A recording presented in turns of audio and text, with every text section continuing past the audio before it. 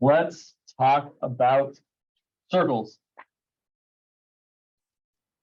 So the equation of a circle is the following. There's actually two ways of writing it, but the way we like to write it best is the following. X minus h squared plus y minus k squared equal to r squared. The reason we like to write the equation of a circle like this is because if we write it like this, it's really easy to tell what the center is. The center has coordinates h comma k. And it's also really tell what the radius is. The radius of the circle is whatever that r value is over on the right-hand side. So in this first example here, where we're going to graph the circle, x minus 2 squared plus y minus 3 squared equal to 25, we can already see all the things, or at least I'd say all the important pieces of information. For this circle, the center is going to be +2 for the x coordinate and +3 for the y coordinate. Fun fact, the center of a circle is actually not part of the circle. Like the circle is all the points on the circle. But the center, although an important feature of the circle, is actually not a point on the circle. Kind of neat, not very useful, but need to know. And here, what would the radius be? Right, the radius is the square root of 25. Which is indeed 5. So then how do we graph this circle? Well, we do our best, right? Not everyone's a great drawer. When I'm graphing a circle, I usually like to identify the center, even though I know it's actually not part of the circle. I'm still going to point it out right there. There's my center at 2, 3. And then I'm going to go 5 in each of the 4 directions. I'm going to go 5 up, 5 down, 5 left, 5 right, and plot those 4 points. So 5 to the right, 1, 2, 3, 4, 5. 5 up, 1, 2, 3, 4, 5. 5 to the left, 1, 2, 3, 4, 5. And 5 down. Now, it's certainly not required, but you could, if you wanted to, label those points. So this point in the center is 2, 3. This point to the right, well, if I go 5 to the right, I've added 5 in the x direction, so that's 7, 3. 5 up is adding 5 in the y direction, so that's 2, 8. 5 to the left is subtracting 5 from the x, so 2 minus 5 is -3, 3. And finally, 5 down, 3 minus 5 is -2, so I get 2, -2. I don't need you to label these points, but if you feel like your drawing might not be the best, you want to like, I kind of want to make sure he knows that I know where things go, you can label them. The drawing part, a little challenging. We'll do our best. My hand's a little shaky.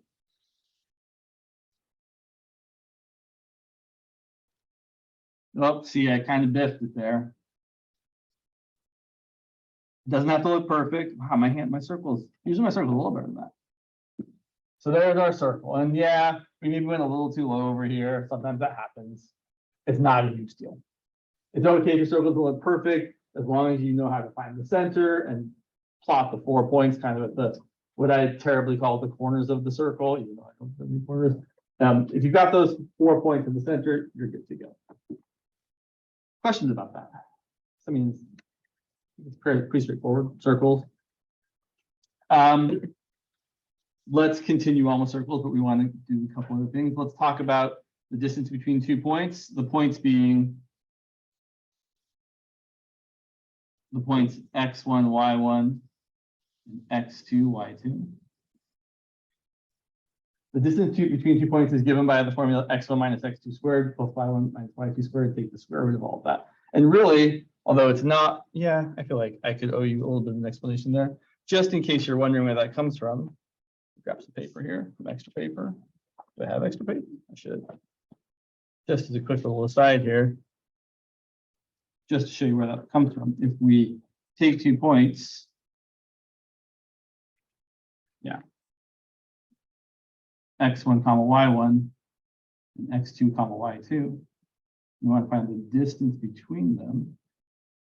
What we're really thinking about doing is drawing a right triangle.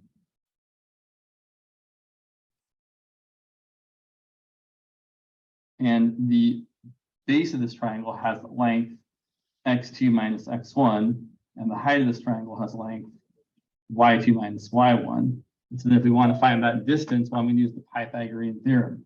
and say that x2 minus x1 squared plus y2 minus y1 squared equals that distance squared. And then to find the distance, we just take the square root of both sides.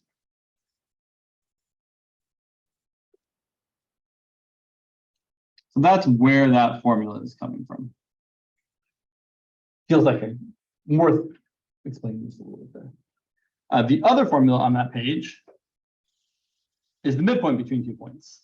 So when I think about the midpoint between 2 points, which is x1 plus x2 over 2 and y1 plus y2 over 2, I'm just thinking about taking the average of the x coordinates and the average of the y coordinates, right? When you average two numbers, you add them together and divide by 2. That's all we're doing to find the midpoint. You're really just finding the literal middle, the literal average of 2 points. So let's look at an example that kind of makes us use both of these pieces of information. Okay, papers are all over the place here. So, sorry. This next question is going to ask us to kind of use those two things we just talked about. So we want to find the equation of a circle that passes through the points -6, 1 and 2, 7 as diameter endpoints. So I don't know exactly what the circle looks like. I'm going to draw a pretend one over here. What I'm saying is the diameter goes through those points. Let's say -6, 1 is there, and 2, 7 is over here. And there's a diameter of the circle. And importantly, the diameter of a circle always goes through the center of the circle. Let me do one thing here. Sorry for the people on Zoom. Pin my video. There we go. Okay, cool. So somewhere on that diameter, actually not just somewhere on that diameter, in the midpoint of that diameter is the center of the circle. So our midpoint of those two endpoints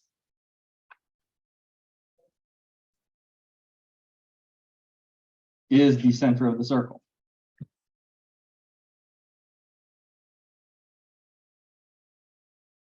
So I'm just going to take the average of those 2 points.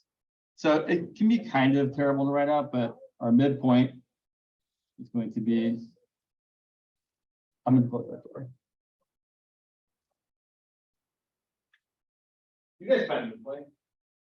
So you get that, or you need to use the door to do stuff. So let's see. I'm going to take the average of the x coordinates, so -6 plus 2 divided by 2, and the average of the y coordinates, 1 plus 7 divided by 2. And I should simplify that. -6 plus 2 is -4, and -4 divided by 2 is -2. And 1 plus 7 is 4. Sorry, 1 plus 7 is what? 8. I was doing the division ahead of time. 1 plus 7 is 8, and 8 divided by 2 is indeed 4. So we've got the midpoint, which is our center. So that's the center of our circle. So we know our equation is going to look something like x minus -2 quantity squared plus y minus 4 quantity squared equal to whatever the radius is squared. Well, we can also find the radius now that we know what the center is. So this point being -2, 4, that distance from the center to the endpoint is the radius. Or that distance from the center to the other endpoint is the radius. You can use either endpoint.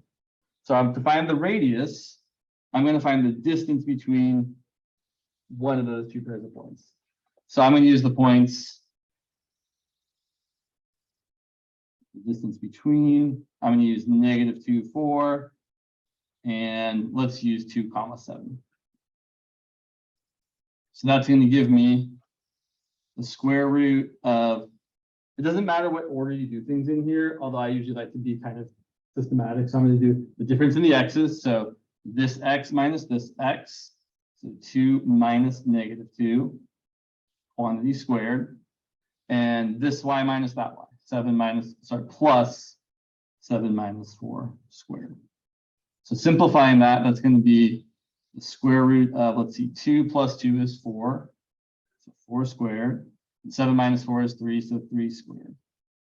And that's 16 plus 9, which is the square root of 25, which is 5.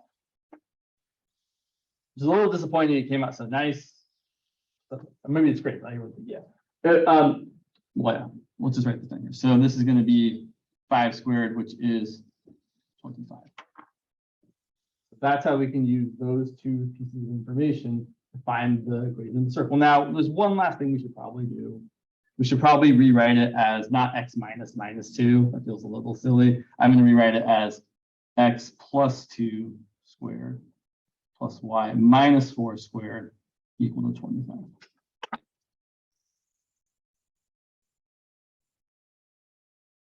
And there's our circle. I should say, there's the equation of our circle. So to find the equation of the circle, to graph a circle, we really always need two pieces of information. We need to know the center and we need to know the radius. Once we've got those two pieces of information, you kind of know everything there is to know about the circle. It's kind of like a line. Once you know the slope and a point on the line, you kind of know everything there is to know about a line. All right. So unfortunately, not every circle looks so nice. Not every circle is written in the nice kind of standard way like this. Sometimes a circle is written like this. X squared plus y squared plus 2x minus 3y plus 11 fourths equal to 0. That is the equation of a circle. You know you have the equation of a circle if you have x squared plus y squared, and maybe some lower terms of x and y. But if you have a plus x squared plus y squared, you definitely have a circle. Or even if you have like plus 3x squared plus 3y squared, as long as x squared and y squared have the same coefficient, you have a circle. So we want to find the center and radius of this circle. The way we're going to do that is we're going to rewrite it in the standard way. We're going to write it as x minus something squared plus y minus something squared equal to some radius squared. And the way we're going to do that, make sure I'm saying all the things I've written down here. Yeah. So first thing we want to do is move any constants to the right-hand side. Move constants to the right-hand side. All right, so let's see here. We've got 11 fourths. I'm going to subtract 11 fourths from both sides. I'm going to have x squared plus y squared plus 2x minus 3y equal to negative 11 fourths. All right. This is a step we don't need to use this next step is one we don't need to use for this particular problem, but I'm going to point it out anyway, because we're going to use the next one. Step 2, divide both sides by the coefficient of x squared and y squared.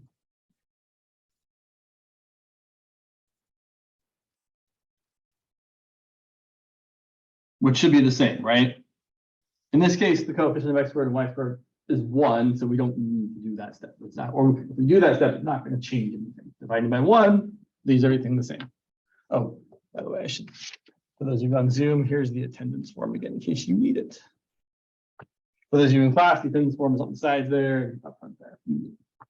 All right, so then step 3, we're going to group the x terms and the y terms together and leave ourselves some space. So we're going to group x terms together and y terms together.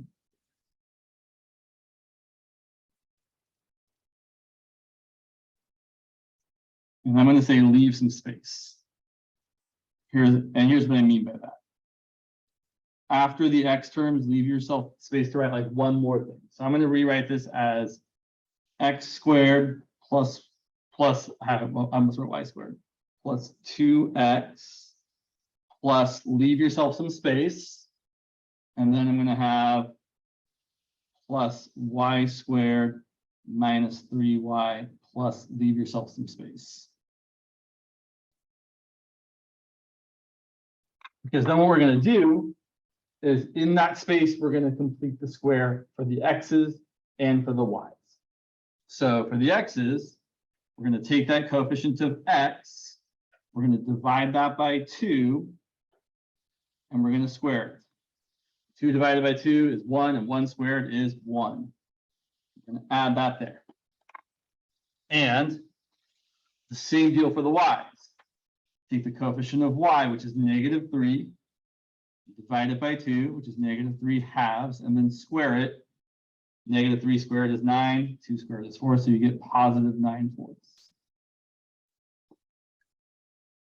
Okay, but if you do it to one side of the equation, you have to do it to the other side of the equation. So since they added one on the left, I'm going to also add one on the right.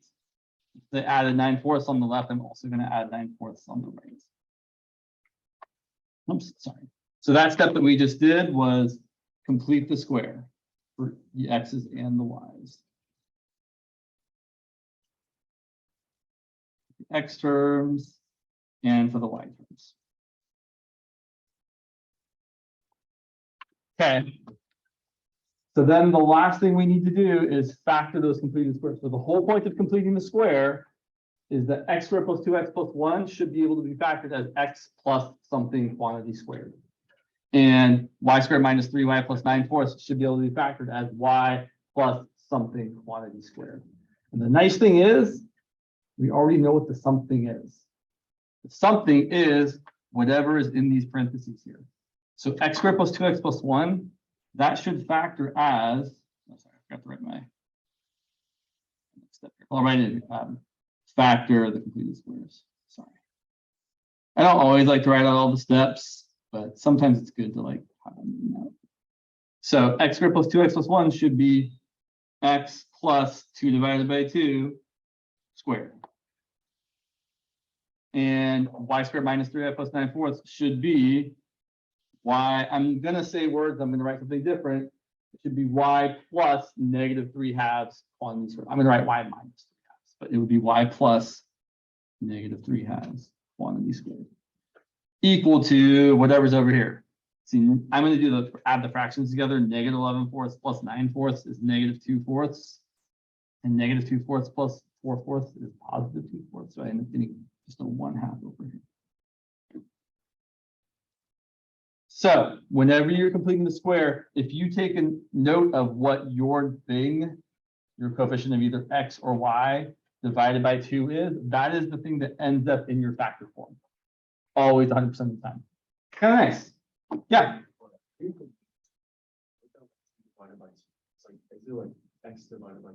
It's not x divided by 2, it's the coefficient of x divided by 2. So yeah, so it's whatever is multiplying your x to the first or your y to the first. And you do have to take into account the positive or negative sign. Good question. You can write just to show a little bit of extra work here.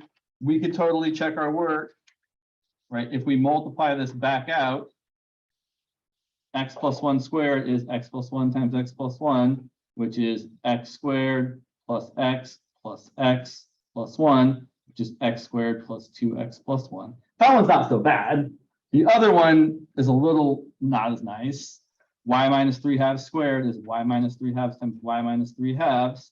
You multiply that out, you get y squared, you get negative 3/2 y, you get another negative 3/2 y, and negative 3/2 times negative 3/2 is positive 9/4. And negative 3/2 y minus another 3/2 y is going to be 6/2 minus 6/2 y, which is just minus 3y. So it really does always work. So when you get to this stage, I don't want you, I mean, you're welcome to, but I don't want you to have to be thinking, oh, what numbers multiply to 9/4 and add up to negative 3, right? The numbers are whatever's right in there, negative 3/2 and negative 3/2 again. Those numbers multiply to 9/4 and add up to negative 3. So you don't need to do the mental work of having to actually factor it. It's already kind of there for you. All right. Oh, we're not quite done though, right? We wrote it in the nice standard form, but we haven't actually answered the question, which was to find the center and radius of the circle. Okay, question. Coefficient will always be divided by 2 and then squared. Exactly that. You also listen to what he just said. Exactly that. You also write down the center. Write down what the center is of this circle. And might as well write down the radius as well. Okay, I'm gonna cover my answer. You can see it. Okay, the center, the x coordinate should be -1. The y coordinate should be positive 3/2. I always like to think of the center as just whatever values for x and y you could plug in and get 0 in each of these spots. -1 + 1 is 0, 3/2 minus 3/2 is 0. I will point out once again, the center is not part of the circle, right? If you plug in that number there, what do you get on the left? If you plug in -1 for x and 3/2 for y, we're going to get 0. And 0 doesn't equal 1/2. So those points aren't a solution to this equation. I should say not points. That point, that one single point, -1, 3/2, is not a solution to this equation, which is fine, right? It's not meant to be a solution. I just want to kind of re-emphasize here. Oh yeah, the center is actually not a point on the circle. Still an important point, like the most important point. It's not even on the graph. The radius, on the other hand, is not so nice here. It's the square root of 1/2. I would probably rationalize that. I would probably write it as the square root of 1 over the square root of 2, which is 1 over root 2. And then I would multiply the top and bottom by the square root of 2, which is going to give you root 2 over 2. That's probably the more standard way of stating the radius. So center, whatever makes each of these things 0, radius is the square root of whatever that number is over there. Be careful. I've definitely seen people in the past look at an equation like this and say the square root's like, or the radius is like the square root of -11/4, which we know is not right because it's not even a real number. But they kind of get in this place where they're like, oh, whatever's on the right-hand side, just take the square root of that. We have to do the work first of writing it in the standard form before we can say, oh, whatever's on the right-hand side, take the square root of that. Let's do another one. Another one with a graph as well. Notes in order here. What time is it? Oh, so much time. So let's look at this next one. We want to graph 2x squared plus 2y squared minus 10x minus 2y minus 5 equal to 0.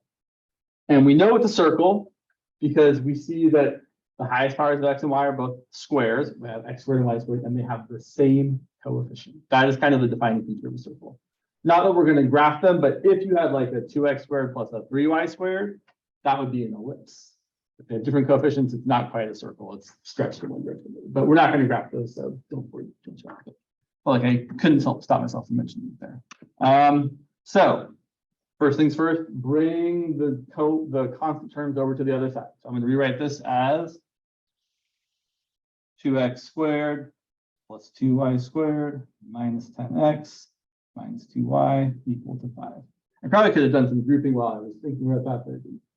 And then the step we didn't do last time, but we're going to have to do this time, is divide everything by the coefficient of x squared / y squared. So we're going to divide everything by 2. So we're going to get x squared plus y squared minus 5x minus y equal to 5/2. Okay, not so bad. And now we're going to regroup things. So I'm going to write this as x squared minus 5x plus blank plus y squared minus y plus blank equal to 5/2. Might as well give myself the blanks there as well. I'm setting myself up for completing the square. All right, I should let you all complete the square for x squared minus 5x. Go ahead and take that thing, what thing? And divide it by 2 and square it.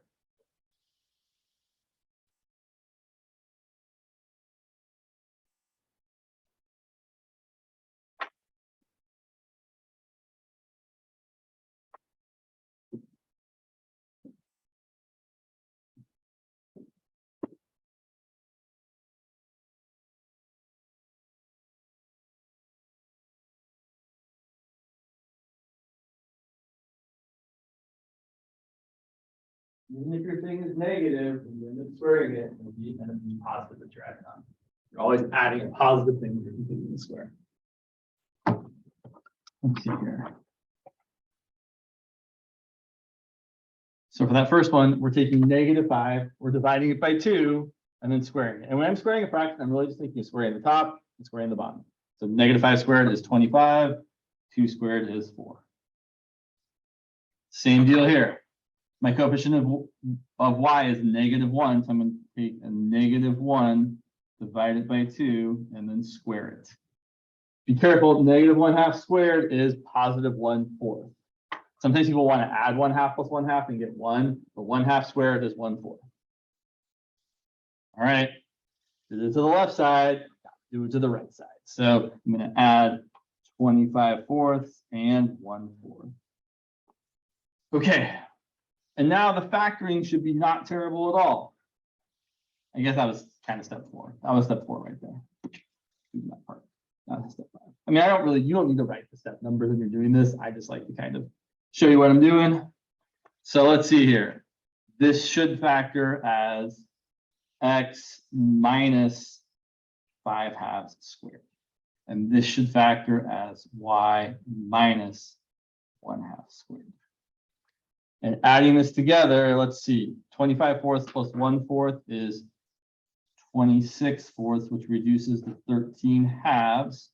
And 13/2 plus 5/2 is 18/2, which reduces to 9. Nice. Okay, so our center is the values of x and y that make each of those things 0. So x has to be +5/2, y has to be +1/2. The radius is the square root of 9, which is I should point out, your radius isn't always going to be beautiful. It's not always going to be a nice integer. Sometimes your radius might be something like the square root of 7. And if you have to graph something like that, what I recommend doing is saying, well, if my radius is the square root of 7. I know the square root of 7 is between 2 and 3. So I'm just going to go like 2 and a little bit more in each direction. My radius is not a nice integer. Here we do have a nice integer. So let's see. I'm going to start at my center, which is 5/2, which is 2.5, comma 1/2. So my center is right there. I need to go 3 in each of the 4 directions. So I'm going to go 1, 2, 3 to the right, 1, 2, 3 up, 1, 2, 3 to the other side of the y-axis, and 1, 2, 3. Then we try our best to graph it. That's pretty good. Again, I don't need you to, but if you want, you are certainly welcome to label those 4 points.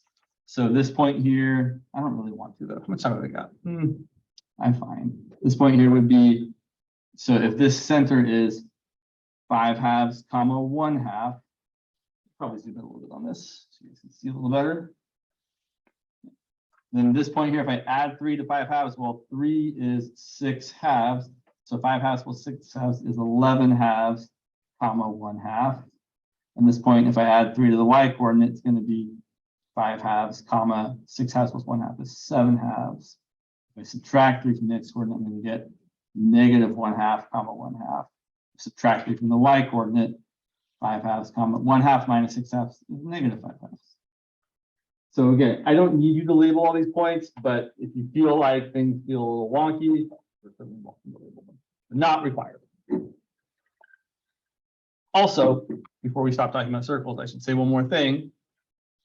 If you're graphing a circle, you do not need to find the x and y intercepts. Usually that's a thing we would ask for if we're graphing things. Circles are kind of an exception. We don't typically ask for the x and y intercepts on circles. You could totally find them. It would be kind of a pain in the butt, but you could find them by setting, right? If I wanted to find the y-intercept here, I could set, sorry, over here, I could set x equal to 0 and find the 2 y-intercepts. And if I want to find the x-intercept, I could set y equal to 0 and find the 2 x-intercepts, but not required, not necessary. I should also say, this is not a function, right? It definitely fails the vertical line test, so not a function. And if we have time at the end, we'll do another circle example, but we should do the other things first. So any questions about the circles before we move on to a couple other things? Second. What's next? Sushi. Sushi, yeah. What's next are some word problems. So definitely one of the things we do try to spend a decent amount of time on in this class is turning words into math, right? Because that's a lot of what, especially especially in the 17 series, there were a lot of questions about taking some description of some biological or other kind of process, chemical process, biological process, and making that meaningful in a mathematical way. And it's, half of it's reading comprehension, right? There is a lot of like, what do these words really mean and what am I going to do with them? So to that end, we are going to practice doing that by having word problems on our homework as well. So let's take a look at this. Let's read here what we've got. Cost a sushi restaurant $600 to provide an all-you-can-eat buffet. If they charge each customer $15, write a linear equation for the profit P in terms of the number of customers X. How many customers do they need to serve to break even? Okay, so let's write some things down. We know the cost is a flat $600. And we're being asked to write a linear equation for the profit. So the profit, well, profit is going to be your revenue minus your costs. Right, how much money you bring in minus how much money you spend. So we need to figure out how much money we're bringing in. Well, that's not too bad, right? If I have, say, let's write over here, let's make ourselves a little table. And let's say X is the number of customers, because that's what they told us to do, right? They told us to use X for the number of customers. If we had just one customer, how much revenue would we have? 15 bucks. How much profit will we have? Right, yeah, not good, right? Negative 585, I think. Right, our profit would be negative $585. And if we keep, well, I mean, if we keep going through, right? If we had, say, instead of one customer, we had 10 customers, how much revenue would we have? Yeah. And then our profit would be, well, 150 minus 600 is going to be negative 450. Still not great, but I think we kind of get the idea that if I want to write an equation for the profit, I'm going to take my number of customers, multiply it by how much money they're bringing in, and subtract off how much I'm spending. So it looks like I could probably write down first X is the number of customers. It's good to label your things. And let's say that P of X, since profit depends on the number of customers, is our profit. Then I think we want P of X to be, so we're going to take our number of customers and multiply it by $15. 15 times X. And then we're going to subtract off the $600 worth of expenses. Now, usually when I write an equation or function or whatever, I don't usually like to include the units. So I probably wouldn't normally write a dollar sign there. I probably would have preferred to have written this as just P of X equals 15X minus 600, where P of X is in dollars. Great, that's the answer to the first question. There's a linear equation, and it is linear. Right? We know it's linear because our variable is only showing up raised to the first power. Right? There aren't any other powers of X, just X to the first. Okay, but there was another question. Also, I should say, when you're doing homework or tests or whatever, assignments in general, it really is a good idea to make sure you read the questions in its entirety.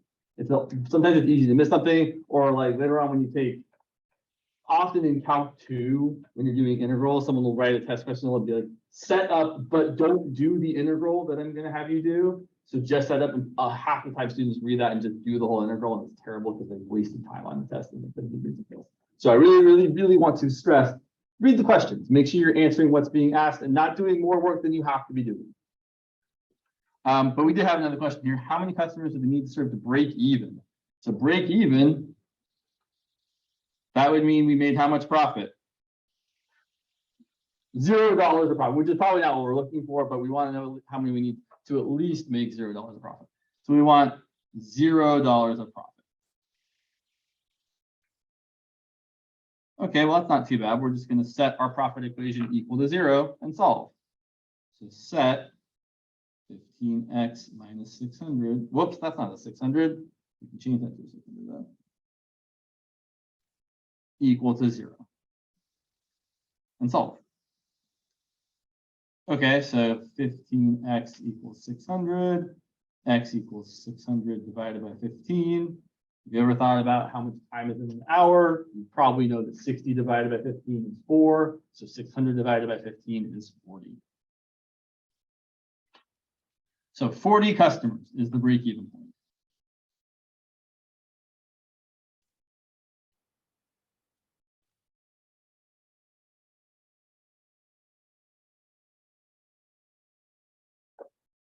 I do like circling, boxing my answers. I like to make sure that whoever's reading what I'm writing knows where my answers are. Let's do one more example, one more word question, and then we'll probably have time for another circle example. So,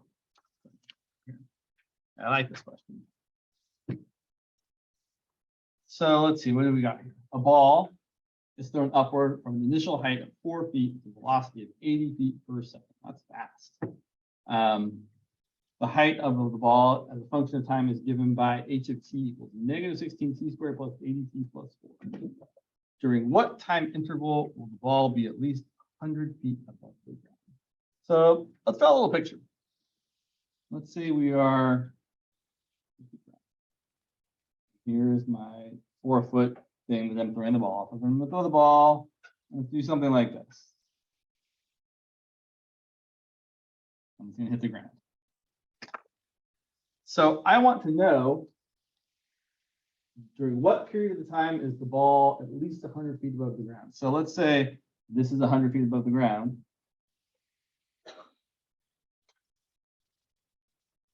And I want to know, essentially I want to know what time is it from here to here, right? Right here when I throw the ball, that's time equals 0. And then there's some point where the ball goes above 100 feet, keeps going up. I mean, hopefully, right? Maybe it doesn't even get that high, right? Maybe I didn't throw it high enough, but I wouldn't probably ask. So the ball hits 100 feet, keeps going up, tops out, comes back down, and then goes below 100 feet again. So we want to find when it goes above and then when it falls back below. All right, so we want to know at what time interval is the ball higher than 100 feet?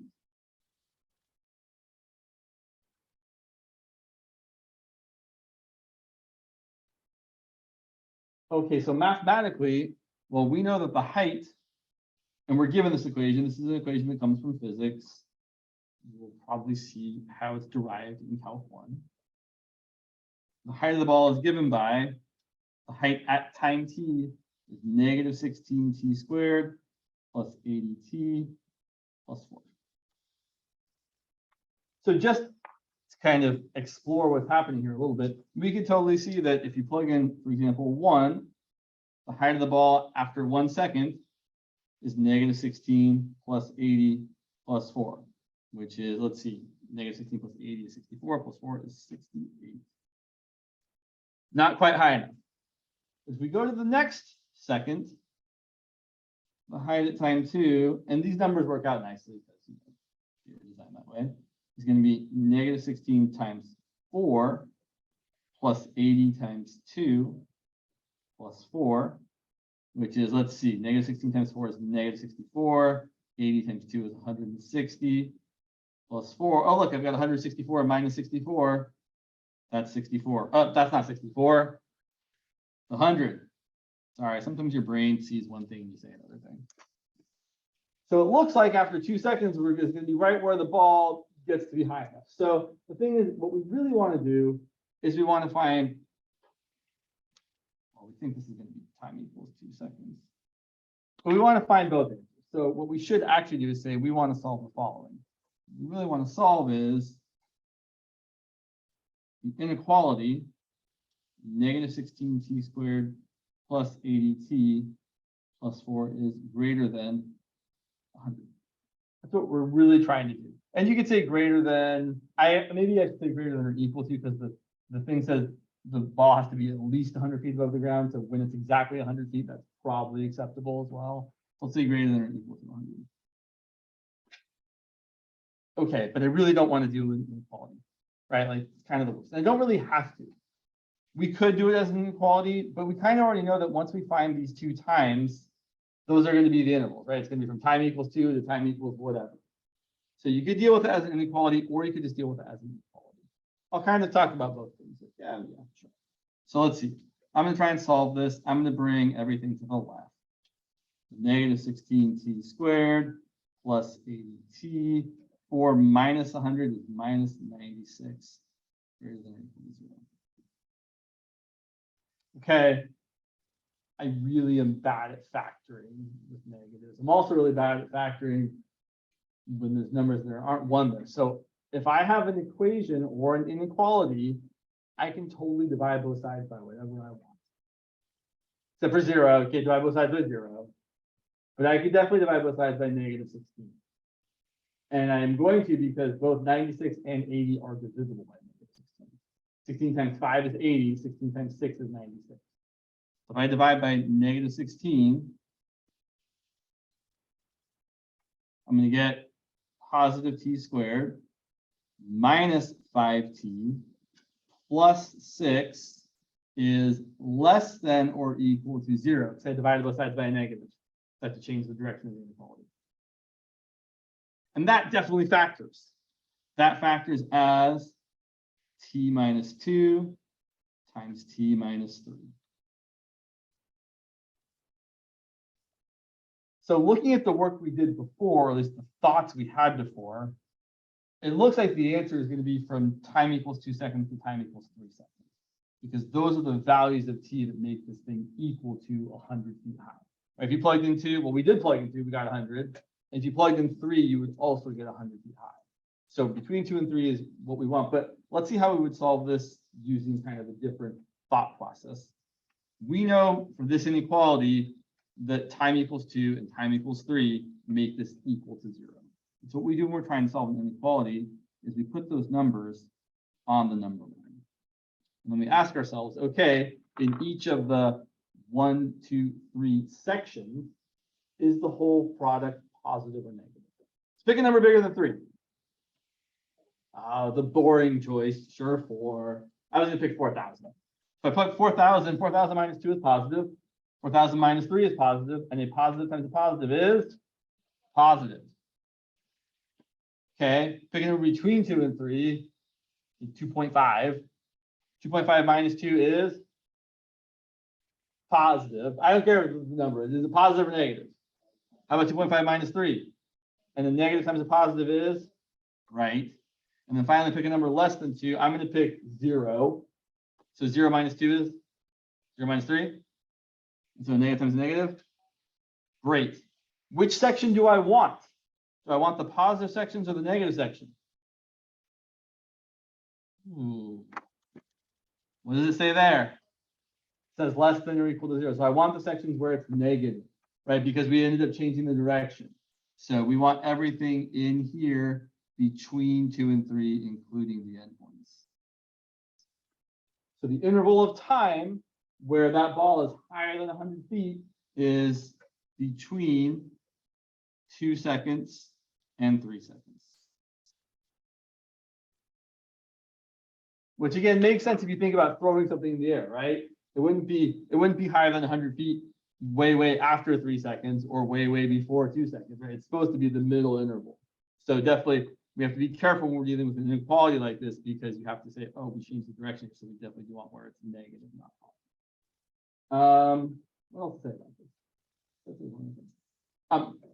I will also mention we could have totally solved this without using an inequality, right? We could have just said, I'm going to solve negative 16t squared plus 80t plus 4 equal to 100. And then from our previous kind of thinking about what the answer should be, if we do this, you end up getting t equal to 2 and t equal to 3. And of course, it's got to be the interval between those two times. So, all right. Yeah, we got 5-6 minutes. Not 16, right? We don't go till 11. I know. Yes. So when you're trying to solve an inequality, right? I was trying to solve the inequality t minus 2 times t minus 3 is less than or equal to 0. The problem is I can't just think of each factor separately being less than 0. Because if I do that, I'll end up with the wrong interval. So I have to think about, okay, these two things multiply together. And I need to see when each of them might be positive, when each of them might be negative. Now, I look at those 2 points at 2 and 3, because 2 and 3 is, well, 2 is where t minus 2 equals 0. And 3 is where t minus 3 equals 0. And the only place where something can change from positive to negative is by going through 0. So I'm using this number line to help me determine, is the whole product positive? So when I said pick a number bigger than 3, you all picked 4, I picked 4,000, but we could have picked anything, 5, 6, a billion. Any number bigger than 3 will still produce the same positive or negative result. Because a number bigger than 3 minus 2 is positive, and a number bigger than 3 minus 3 is positive. And a positive times a positive is positive. So anything bigger than 3 gives us a positive result, which is not what we're looking for. And then any number between 2 and 3 is going to produce a negative result. So we said 2.5, but if you pick like 2.1 or 2.9 or 2.999 or whatever, any number bigger than 2, or should say between 2 and 3, minus 2 is still positive. Any number between 2 and 3 minus 3 is still negative, and a positive times a negative will always produce a negative result. So that's the region we want, because we see that no matter what number you pick between 2 and 3, the result's still going to be negative. Okay, we got time. We're gonna do one more circle, because I want to show you one where the things aren't so pretty. So let's find, I'm just gonna make something up, center and radius of the circle. Let's say we have, sure, let's make it not too hideous, James. 3x squared plus 3y squared minus 12x plus 6y plus something else divisible by 3, sure, why not? Plus 30, nope, plus it. Is that going to be okay? Let's say minus 30, just so we don't, so things aren't terrible here. So how is it you make problems up? But sometimes things go awry. Okay. So here's our equation. It's definitely the equation of a circle because the coefficient of x squared and the coefficient of y squared.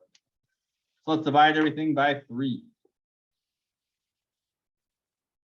Oh, I guess I could do the other step first. You can kind of do either step first. Doesn't matter if you divide first or then possible first. I happen to say the other thing first. So let's divide by 3. We got x squared plus y squared minus 4x plus 2y minus 10 equals to 0 divided by 3 is 0. Now let's bring the 10 over, and also let's regroup the x's and y's. So we've got x squared minus 4x plus y squared plus 2y equal to positive 10. And now we're going to complete the squares. I didn't really leave myself enough room. So let's write it. So you have x squared minus 4x plus something, y squared plus 2y plus something equals 10 plus something plus something. All right. So what am I going to add here to complete the square? Show me on your fingers. What am I going to add there to complete the square?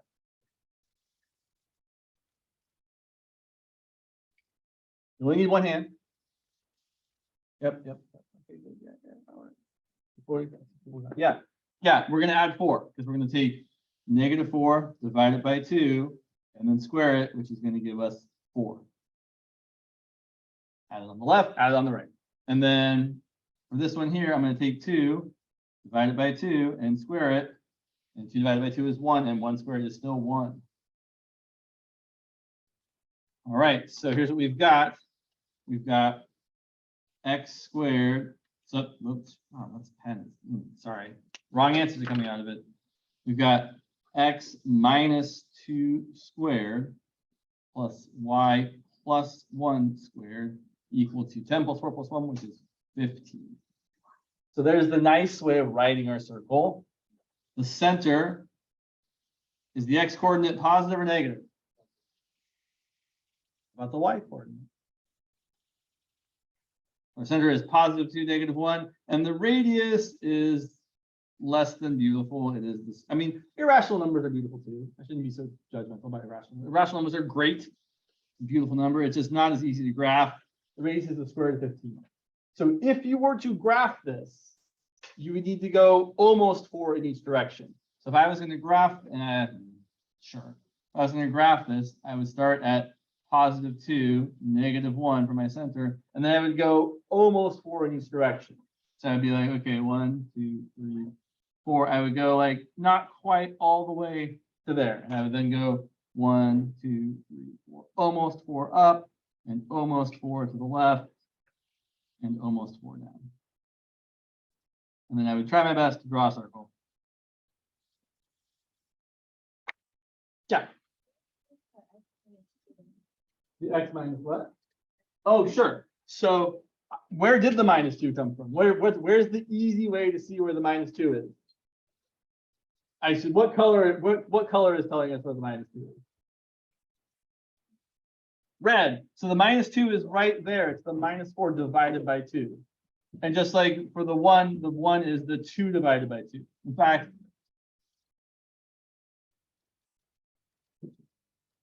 yeah. Or you could do the long factor, right? You could say, right, you're looking for numbers that multiply to 4 and add to -4, so -2. Good question. All right, it is definitely time to go. See you all later. Homework's due on Wednesday.